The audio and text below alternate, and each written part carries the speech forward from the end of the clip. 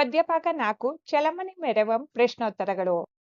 ಭಾಷಾ ಚಟುವಟಿಕೆ. ಮುಖ್ಯ ಪ್ರಶ್ನೆ 1. ಕೊಟ್ಟಿರುವ ಪದ್ಯದ ಸಾಲುಗಳಿಗೆ ಪ್ರಸ್ತಾರ ಹಾಕಿ ಗಣ ವಿಭಾಗ ಮಾಡಿ ಛಂದಸ್ಸಿನ ಹೆಸರನ್ನು ಬರೆಯಿರಿ. ಮಕ್ಕಳೇ, ಇಲ್ಲಿ ಪದ್ಯದ ಭಾಗಗಳಿಗೆ ಪ್ರಸ್ತಾರ ಹಾಕಿ ಗಣ ವಿಭಾಗಿಸಲಾಗಿದೆ. ಛಂದಸ್ಸಿನ ಹೆಸರು ಕಂದ ಪದ್ಯ. ಪದ್ಯಭಾಗ. ಮುಖ್ಯ ಪ್ರಶ್ನೆ 2. ಕೊಟ್ಟಿರುವ ಪದಗಳಿಗೆ ತತ್ಸಮ ತದ್ಭವಗಳನ್ನು ಬರೆಯಿರಿ.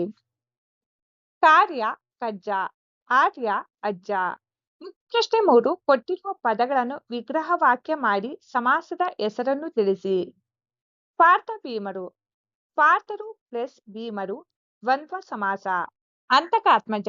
ಅಂತಕನ ಆತ್ಮಜನಾದವನು ಯಾರೋ ಅವನೇ ಅಂತಕಾತ್ಮಜ ಬಹುವೀಧಿ ಸಮಾಸ. ದೀನಪಸುತ.